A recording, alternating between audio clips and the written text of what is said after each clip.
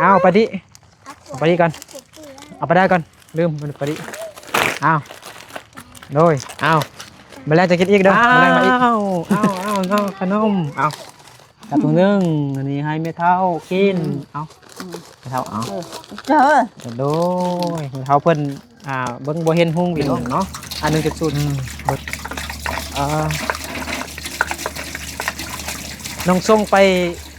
ปส่วนนำพ่อน้องลาวะไปรับจ้างยังชื่ออยู่ว่า10เท่าไหร่ฮะ16ก็แน่อาทิตย์เด้น้องละแม่น้องละคือว่าสิมีลูก16คนนะเดี๋ยวขออนุญาตนวลไปนึงนะพี่น้องเด้อเดี๋ยวแม่น้องละน้องได้ยินแบบแม่เว้าหรือบ่เอ้าคันไอ้นึกบ่ถามนี่บ่ฮู้ซำน้องแม่นบ่แม่นโอ้โหสามเอาก็เว้าให้แม่อ๋อ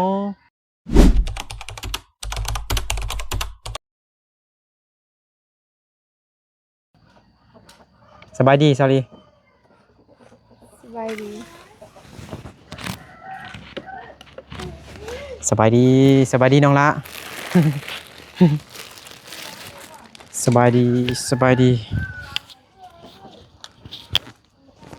พี่น้องเด้อเนาะเดี๋ยวบ่นึก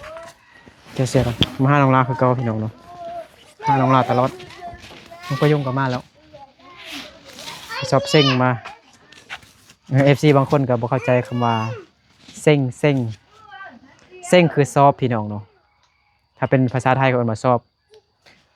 คือตัวอย่างเนาะสอบตกหรือว่าสอบใดที่1สอบใดที่2สอบใดที่3 บางคนบ่ฮู้ว่าเซ็งเป็นภาษาลาวเนาะสอบเซ็งแต่คนไทยเขาว่าแต่สอบเนาะแต่คนลาวนี่เขาว่าสอบเซ็งก็แม่นเซ็งว่าแต่เซ็งก็ได้เนาะก็คือสอบเนาะสอบเนาะไปเรียนไปสอบเรียนแล้วก็สอบเนาะท้ายปีเรียนแล้วก็ไปสอบน้องดวงใจกับน้องประยงนี่สอบสิได้ที่1อยู่บ่นุ่งทรงกินขนมเด้อนุ่งทรงกินขนมเด้อ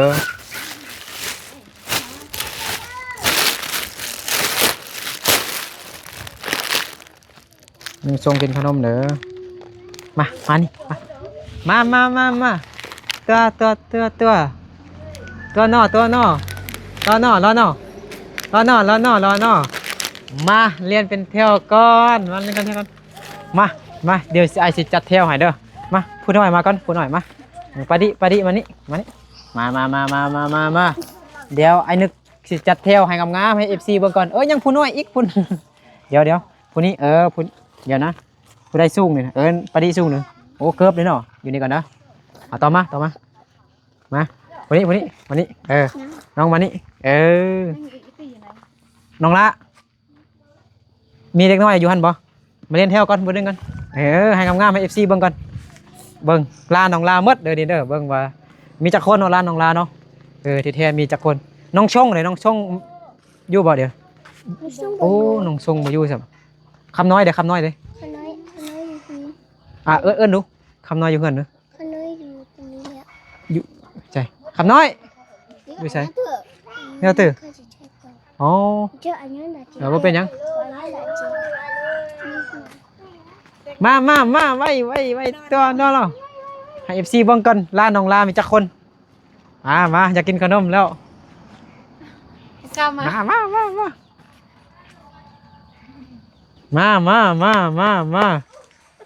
1 2 3 4 5 6เป็นหยังยานหนึ่งโอ้บ่มาบ่เป็นหยังเด้อ1 2 3 4 5 6 7 8 9มีผู้ใดเด้อ9คนแล้วประมาณ10คนนี่แหละพี่น้องเนาะคำน้อยบ่อยู่น้องชงก็บ่อยู่แล้วก็มีแต่น้องน้อยฮะเดี๋ยวจะนึงอ้าวไปดิก่อนเอาไปได้ก่อนลืมมันไปดิโดยมาแล้วจะกินอีกเด้อมาแล้วมาอีกเกี่ยนี่เด้คำน้อยมาคำน้อยเฮ็ดยังอยู่เงินฮะ สบายดีคำน้อยเออ ให้จ้าง เอ้ยเฮ็ดหยังเมื่อกี้ ให้เขา เฮ็ดข้าวกินมาเบิ่งก่อนไม่ก่อนว้าวเบิ่งมีอันอีหยังติดนี่เห็นบ่ทานไฟเห็นน่ะติดหน้าติดตาพาอยู่เฮือนคำน้อยพาอยู่เฮือนฮะอยู่ผู้เดียวบ่น้องอยู่ผู้เดียวเดี๋ยวเอาขนมให้อันแม่เฒ่ากับหล้านก่อนอ้าวไปขนมให้แม่เฒ่ากับหล้านก่อน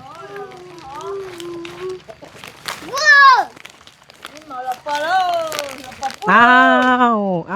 น้องขนมเอาจับตัวนึงอันนี้ให้แม่เฒ่ากินเอาแม่เฒ่าเอา เจอ โดยแม่เฒ่าเพิ่นเบิ่งบ่เห็นหุงพี่น้องเนาะเบิ่งล้าน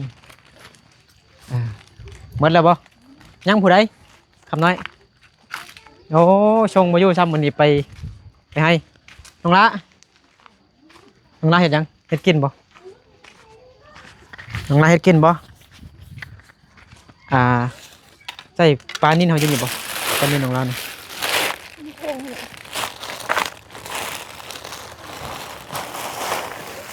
สิปลานิ่นให้น้องละคุณยายใจดีเพิ่นทางอเมริกาฝากเงินมาให้น้องละ$50พี่น้องเนาะ$50ได้1,85,000 กีบเนาะบ่นึกซื้อปลานิ่นให้น้องละบ่นึกเห็นแม่น้องละมักกินปลานิ่นก็เลยซื้อให้น้องละ60,000 กีบพี่น้องเนาะโลกับ1ขีดเงินน้องละที่ผู้ใหญ่เฮายังเรือ1 ล้านกับ25,000 กีบพี่น้องเนาะผู้ใหญ่เพิ่นก็เอาให้เบานึกเด้อพี่น้องเนาะเอาให้พุ่นละ50 เหรียญพี่น้องเนาะบ่นึกก็ขอบคุณผู้ใหญ่เพิ่นหลายๆเด้อเนาะผู้ใหญ่เพิ่นก็ให้บ่นึกซื้ออยู่ซื้อกินไปตามทางซื้อน้ำซื้อในแล้วก็ซื้อน้ำมันเด้ว่าซั่นพี่น้องเนาะไปเลาะถ่ายคลิปบางมือบางครั้งก็แข่งฝนไปพี่น้องเนาะคือมื้อนั้นมาเฮ็ดวันเกิดให้น้องปายงก็แข่งฝนมาเพื่อได้มาเฮ็ดจัดงานวันเกิดให้น้องปายงน้องละให้กินบ่เนี่ยเอาขนมให้น้องละขนมอันนี้นี่ยังบ่เคยซื้อมาให้เด็กน้อยครับ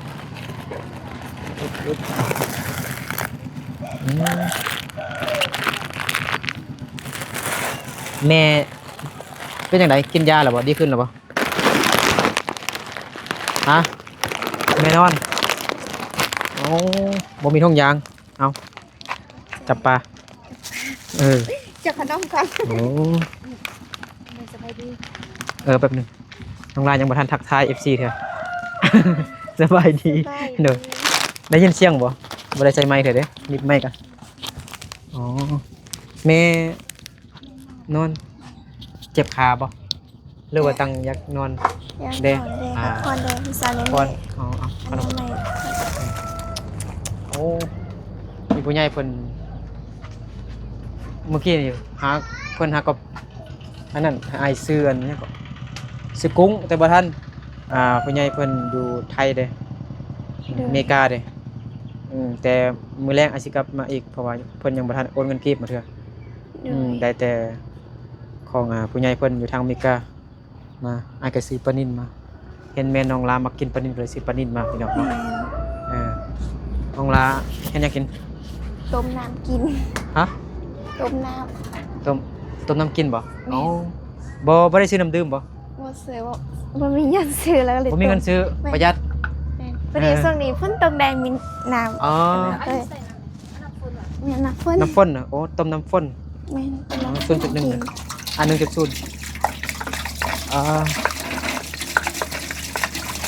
น้องส่งไปส่วนนำพ่อน้องลาวะ ไปฮับจาง นะครับจางโอ้น้องช่วงผู้น้อยเดี๋ยวเขาก็เอาอยู่วะ ก็เอาอยู่ที่เฮาตั้งใจเฮ็ดเพื่อก็เอา โดยโรซาลี พ่อก็ไปฮับจาง ไปเมื่อวานนี้ลูกรักก็ฮับเงินว่าจะไปได้ว่า ว้าว เข้าจอว่าซ้อมฟอนไม่ได้ไป ฮับจางส่วนน้องลาเบิ่งล้านแล้วก็เบิ่งแม่เด้พี่น้องเนาะ ต้มน้ำกินน้องลาบอกบ่มีเงินซื้อน้ำดื่มกินแล้วว่าซั่น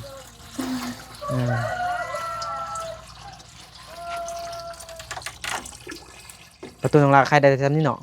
แม่น ใครจำคนบ่ได้ ให้จำบ่ได้ บอกว่าสิเฮ็ดคลิปตลกนำน้องชงอยู่น้องชงบ่อยู่ช่ำ นี่จงไปอยู่ เฮ็ดหลายคนมันจึงตลกดี แม่น ช่วงนี้ก็ฝนตกหลายแฮงพี่น้องเนาะอยู่ไทยก็ตกคือกันมี FC เพิ่นทักมาโทรมาว่าโอ้บ่นึกอยู่ลาวฝนตกบ่ส่วนอยู่ไทยนี่ฝนตกหนักว่าซั่นเด้FC ทางภาคใต้ว่าฝนตกทุกมื้อว่าซั่นตกแฮงอีก เพราะว่าส่วนนี้เป็นฤดูที่จะเฮ็ดนาเนาะฝนตก แม่น ฤดูฝน แม่นยามฝนเฮ็ดนาเฮ็ดนาปีเด้ แม่น น้องลาแท้นานี่ค่ายแล้วเนาะ คายแล้ว ค่ายน้องลาค่ายนาเท่าใดก็ ไข่หนากับไข่40 ร่วมกันบ่ รวมกัน ให้ แม่น40 นากับให้นี่มันติดกันอยู่แม่นบ่ แม่น 40ปลายล้านบ่ แม่น ประมาณจักหมื่น มื้อหนึงต่อ10 ล้านบ่ ฮะ มื้อหนึงต่อ10ล้านเดี๋ยวดูนะ6 1 จักมื้อ 2 12 38 64 34 65 30 66 67 42ประมาณ 60,000 กว่าเนาะ 60,000 กว่านี่แหละน้องลาค่ายดินให้ดินนาเพื่อเอาเงินบวงนั้นมาใส่ในงานศพแม่ย่าแม่นบ่ แม่น ยังบ่พอพี่น้องเนาะน้องลาว่ายังติดหนี้เขาอยู่ แต่ใส่หมดแล้วบ่ ใส่ ใส่หนี้เขาหมดแล้วบ่ ใส่ ยัง ได้ ติดหนี้อีหยังเด้ตอนนี้นะน้องละ ตัวนี้นะ ติดหนี้ผู้ใดเด้ติดหนี้จักล้าน กะติดตัวที่ยังยากซื่อๆตอนนั้นก็ใส่2 ล้านแล้วแต่ยัง ยังจักล้านตอนนี้นะ 3 3ล้านบ่ประมาณ 5,000 บาทพี่น้องเนาะตอนนี้น้องลายังมีหนี้อยู่ 5,000 บาทแม่นบ่ แม่น มีแต่ ค่ายาเงินที่ติดยาค่ายาแต่ไปใส่หมดแล้ว เพราะว่าตอนนั้น SC เอาเงินให้เราได้ไปใส่ เงิน FC เอาให้มื้อนั้นเนาะ แม่น แล้วสรุปแล้วน้องลาตอนนี้มีหนี้ครอบครัวน้องลามีหนี้5,000เนาะ แม่น 5,000 บาท3ล้านกิฟสบายดีสบายดีแม่เด้อคือมั่วใช่เนาะแม่น้องลาเจ็บขาอยู่ ในวอจิ สบายดีเด้อโดยมันคือเขาใช่ไหมมันตั้งเป็นบ่นั้นฮะขาแม่น้องแข้งแม่น้องลาตั้งใหญ่แบบนี้ติแต่เจ็บเนี่ยมันเจ็บแต่บนอันนี้เนาะเอิ้นว่าขาน้องบ่ เนี่ย ยังบ่ได้ไปกวดเธอเนาะ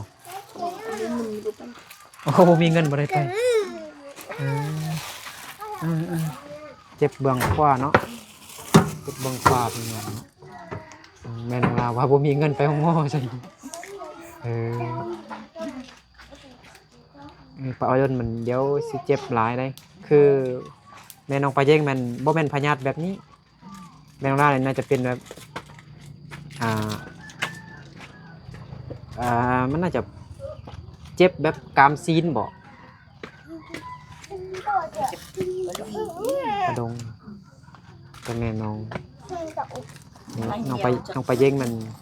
เขาเอิ้นว่าน่าจะเป็นโรคเกาต์เป็นโรคเกาต์เป็นกระดงเส้นเฮ็ดเวียกหลายเด้เนาะแม่น้องลากับลูกหลายเด้แม่นเฮ็ดเวียกหลาย เวียนหนักเวียนยังเห็ดไปหมดละ นี่แหละเขาจึงบ่ให้คือตอนนี้เขาจึงบ่ให้เด็กหน่อยเฮ็ดยกนักแต่น้อยต้องเฮ็ดเวียกนักแต่น้อยก็เท่าอายุหลายมามันจะมักเจ็บมักป่วยแบบนี้นะสบาย แม่นี่ลูกก็ทิ่มไล่คน ทีมหลายคนก็ยังรอดมาหลายคนเนาะ ยังตั้ง ประมาณจักคนน่ะ10ปลาย ไปก็ขันหมด หน้าทั้งหมดนะยังจื้ออยู่ว่า10เท่าไหร่ 16 ฮะ 16ก็แน่เอาทิ่มเลย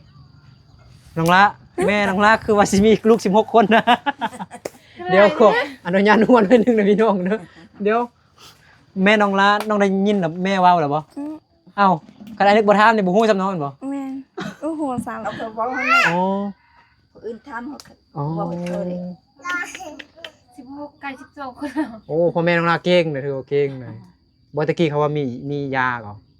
ยาแบบเฮ็ดให้ผู้ชายนี่เก่ง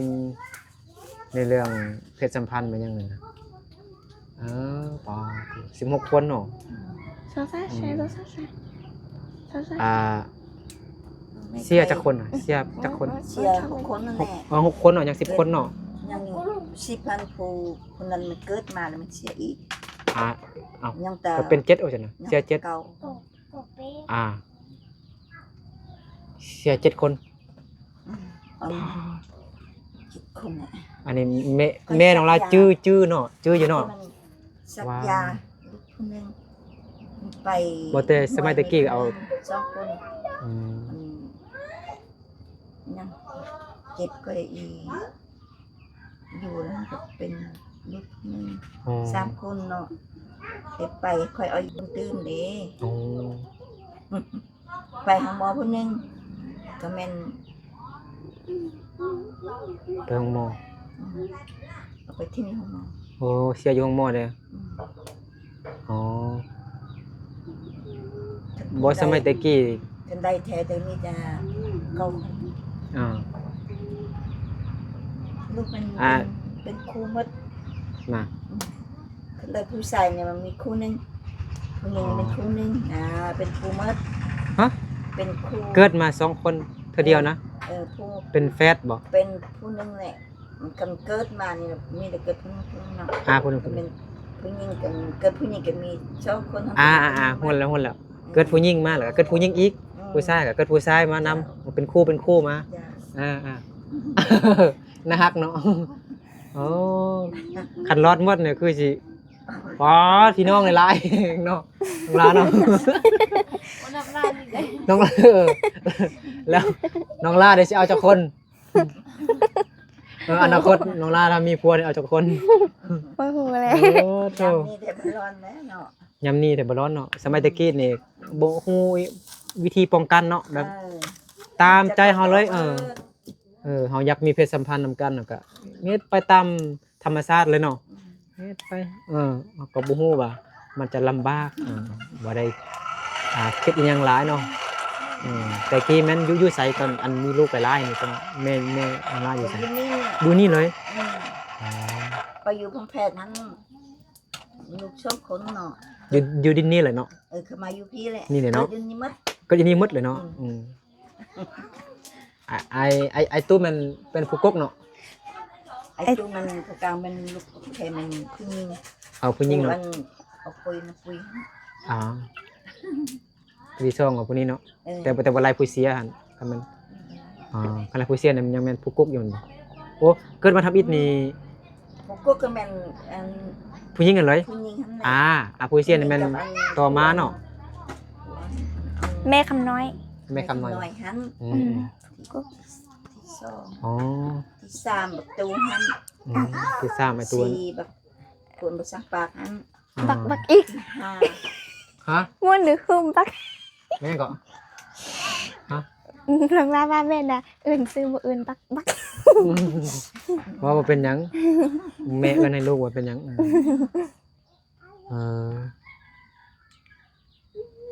ไอ้ตัวเป็นผู้ที่3เนาะโทแม่น้องลาเก่ง16 คน เขาก็บอกเขามาเก่งฉันเก่งแก เก่งเนาะมัดบ่มีผู้ใดมีหลายคนซำแม่น้องลาบ่หมดบ้านนี่นะบ่มีเนาะมีแต่แม่น้องลางามเด้เนาะสมัยตะกี้ก็สิงามเนาะพอจึงเก่งพอมักแฮงเด้เนาะอยากมีเพศสัมพันธ์ตอนใดก็อันนั้นก็บ่มีตะกี้บ่มีอันอิหยังป้องกันเด้เดี๋ยวนี้ก็มียาแล้วเดี๋ยวนี้มียามีธงเนาะอนุญาตเล่นเกมบ่เห็นหนังสือนั่นน่ะป้าๆหั่นเนาะ อย่างเนาะ มีลิ้นมืดแหละเว้าฟังกัน น้องนาใส่น้ำเย็นบ่ บ่ บ่ได้ใส่บ่ แม่นต้มเต้นน้ ต้มแต่น้ำนี่น้ำบ่ ำแม่นน้ำต้มซื่อๆเด้อ น้ำต้มบ่นี่ แม่น เนาะยำฮ้อนนี่บ่อยากกิน น้ อยากกินน้ำต้ม เนี่ย อันนี้น้ำฝนบ่ เจ้า เอาเพิ่น น้ำฝนกินคือบ่ซื้อน้ำดื่มแม่ ตกไป บ่มีเงินยังบ่ได้ซื้อ บ่ทำแม่นะบ่ได้ทำโรงร้านนะบางทีแม่ก็มีเงินแต่แม่บ่อยากกินน้ำดื่มบ่จ๊ะกินน้ำอุ่นอยาก มีเงินหมดละอีแม่ไปสร้างอาจารย์เลยใส่ ก็มั่วฉันนะยังมาเนาะ บ่ทางนี้ก็ได้มีเสียง ยังละเสียดายผู้เก่าเนาะหาผู้ใหม่เอา เอา คือว่าซกเซาเบิ่งมันยังอยู่คือผู้เบาเก่าอยู่เนาะ บ่แม่น ประมาณจักชั่วโมงมาถึงเดือน ดังไฟติด ประมาณ ๆก็ ชั่วโมงปลายเนาะหรือว่า30นาที บ่ฮอดชั่วโมง ฮะ บ่ฮอดชั่วโม บ่ ง ฮอดเนาะ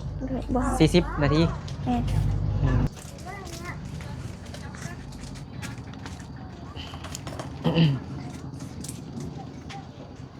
มื้อแรกว่าสิกลับมาอีก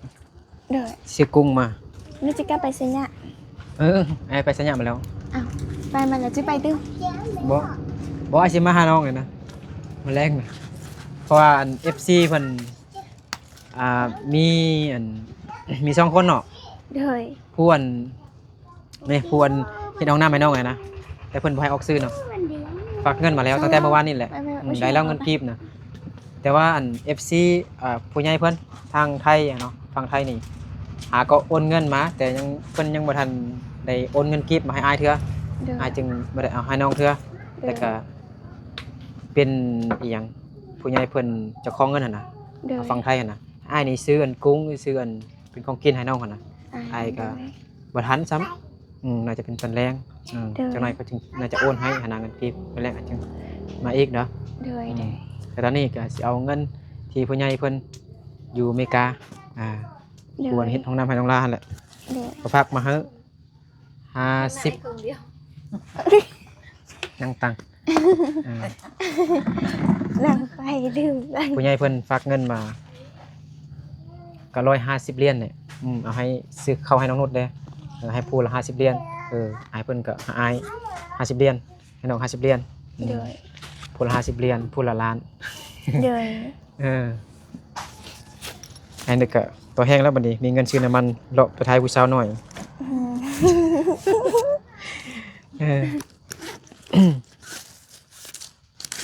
50เหรียญได้1ล้านกับ85,000กีบมื้อนี้เลทก็สูงอยู่ได้ซื้อปลามา60,000กีบ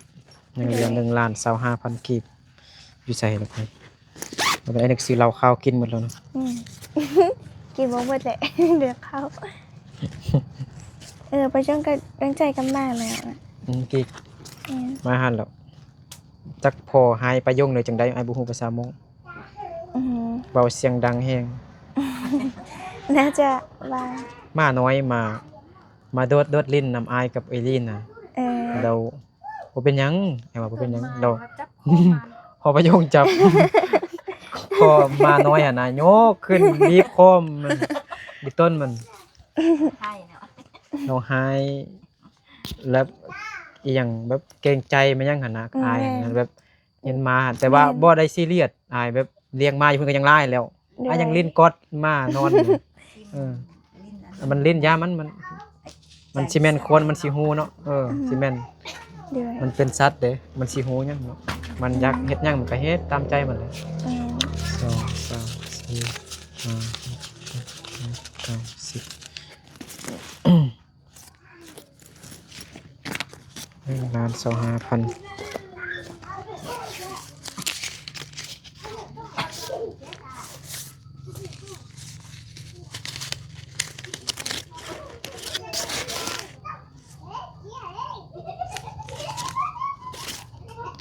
1,25,0001,25,000บ่มีเงินน้อยซ้ำ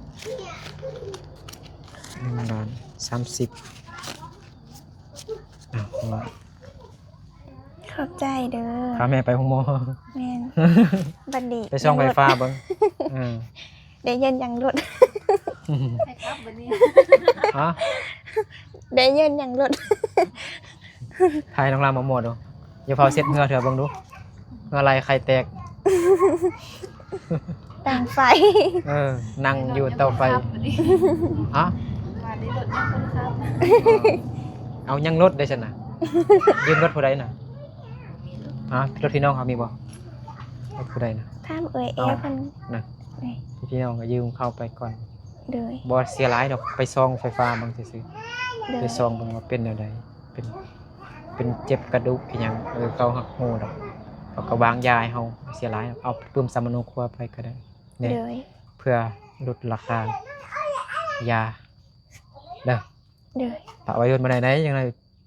เจ็บหลาย67 ปีคือแม่น้องไปเย่งบ่ได้เลย โดย อันนั้นก็ไปจีนมาแล้ว แต่ยังบ่ได้ไปไทยเด้อ อืม อยากให้น้องไปเย่งพาแม่ไปไทย อยากให้ลองกลัวก็ว่าไปไทยแล้วก็คือแบบ มันดีนะ เป็นหม้อใหญ่ เอาแม่นเอาใจใส่ โดย หลายนะหมอไทย โดย หมอลาวครับบางคนก็เก่งบางคนก็นั้นเฮาก็ระแวงเนาะเวลาเฮาเห็นข่าวคืออันมีอันผู้หนึงถือผ้านะเขาให้ผ่าตัดก็บ่ผ่าปะจน เออ เสียทั้งแม่ทั้งลูกในท้อง อืม ก็ระแวงแม่นบ่เอาใจใส่นะ โดย หมอสัญญาเป็นข่าวอยู่ได้ยินข่าวอยู่บ่เห็นข่าว บ่เห็นโดย เสียทั้งนั้น เพราะว่ามันเกิดยากก็เจ็บแบบทรมานแห่งนะ แม่นทำบ่ พี่น้องให้หมอนผ่าตัดก็บ่ได้ก็อันนั้นแบบโหจักแนวได้บ่มีเงินให้ทันหมอหรือว่า หรือว่าจังใด จะเป็นนั้นเวลาไปห้องหม้อกับเห็นเป็นแบบหลายคนอยู่ แบบเจ็บอยู่แต่ว่าสลาย เฮาบ่มีเงินให้เฮาแล้วก็บ่ แม่ อยากเฮ็ดแบบอันนั้นนะ แม่นตอนนั้น บ่ เค ช่วย ย ชี ไป วิต ห้ ค อง น หม้อ เนาะ ไปห้องหม้อเราแม่ลูกผู้หนึงแม่ลูกเราเจ็บเนาะแต่ว่าหม้อบ่ค่อยใส่ใจมาสักอย่างใส่ใจแล้วแม่เพิ่นไปว่าเลยไปว่าในหม้อเลยว่าลูกเจ็บขนาดนี้คือบ่มาเบิ่งหายแดงเพิ่นแม่ล่ะว่ายานเฮาไปมีเงินบ่แม่แน่ก็ยานบ่มีเงินใจเนาะจักเงินออกมาแบกน้ำมันเลยแม่น น้องลาก็เห็นเนาะ ตอนมื้อเสาร์เนาะน้าบ่ได้ทานไปแล้วตันมาฝากด้วย มื้อเช้ามื้อนี้นะ บ่ตัน ตอนนั้นแต่ตอนคือตอนเช้าตันร้านของ อ่า น้องน้ามันรู้นะเป็นกันน้องไปยงไปนอนนำไปพายนะไอ้เพิ่นเล่าให้ฟังว่าส่งเมลูเพิ่น หมอว่าจังได๋ก็บ่มีเงินสินะ ยันว่าบ่มีเงินบ่มีเงินใจหรอกบ่ใช้จ่ายนะแบบ อ๋อ บ่มีอยาก เขายังบ่มี แม่นบ่มีเงินกว่า กลัวเรานะ แม่น แล้วก็ค่อยเงินมีนะ แล้วก็จับเงินจากกระเป๋าออกมาแดกนะเดี๋ยวหมอเลยว่านี่ได้เงินค่อยน่ะค่อยก็มีเงินคือกันนี่ค่อยยังให้ลูกค่อยให้เจ็บด้วยนะตอนนี้นี่ ใส่บ้ากับเพิ่นก็ว่าเห็นแม่นในหม้อจนบ่ตอบเลยนั่นล่ะก็บ่ได้ไปแต่ว่าพาเพิ่นเล่าให้ฟังตอนนั้นนั่นล่ะ บอกบางทีเขาเบิ่งการแต่งตัวเฮาหั่นนะเนาะ แม่น ว่าคิดว่าเฮาเป็นคนทุกข์คนจนหั่นนะ แม่นเพิ่นได้บ่ แต่ ใส่ เฮา ใจ มีเงิน แต่การแต่งตัวเฮามันบ่คือคนบางทีก็เฮาบ่แม่นพนักงานอีหยังเฮาก็บ่ได้แต่งตัวแบบหรูๆหั่นเนาะแต่งแบบสบายๆแต่ก็บางคนเนาะทางแม่ก็ แม่น คล้ายๆแบบดูถูกนินทาเบิ่งเฮาแบบคือคนบ่มีเงินหั่นน่ะ แม่นบาง เขา ค เบิ่ง น สภาพการแต่งตัวเฮาเป็นแบบนั้น แม่น ก็เลยเอาว่าเฮาบ่มีเงินก็บ่อยากเบิ่งพี่น้องเฮาเจ็บอันนั้น แม่น อันนั้นแหละก็ลองไปกดเบิ่งส่องไฟฟ้าเบิ่งแม่เด้อ โดย มันดีไว โดย ๆงั้นไอ้กลับก่อนเด้อไปรีก็สิขายหวยเลยเนาะอวยพรให้ผู้ใหญ่ใจดีเพิ่นเด้อมื้อแรงสิกลับมาอีก โดยนางลาขออวยพรให้ผู้ใหญ่ใจดีจริงอยู่ดีมีสุขภาพแข็งแรงความเจริญได้ความไขยามีขอให้ร่ำรวยเด้อสา สา ธุ ธุขอบใจขอบคุณเนาะบางนึงก็ขอบใจขอบคุณอายเพิ่นหลายๆเด้อเนาะผู้ใหญ่ทางอเมริกาเนาะบ่ได้ก็ได้สำนองลาเลยเนาะผู้ละ50เหรียญมีดอกเนาะบ่นี้ก็ขออวยพรให้ผู้ใหญ่เพิ่นจงอยู่ดีมีแรงสุขภาพแข็งแรงขอให้มีแต่ความสุขความเจริญรุ่งเรืองเด้อขอให้ร่ำรวยเงินทองขอให้อายุมั่นขวัญยืนเดินทางไปมาก็ขอให้ตลอดปลอดภัยเด้อสาธุเอาสำหรับคลิปนี้ก็ลาพ่อแม่พี่น้องเบิดสุขสู่คนไปก่อนแล้วเจอกันในคลิปต่อไปเด้อสบายดีบ๊ายบายไม่ต้องละดีไวๆเด้อ อ้วน ไม่ต้องลาเด้อโดยบ๊ายบาย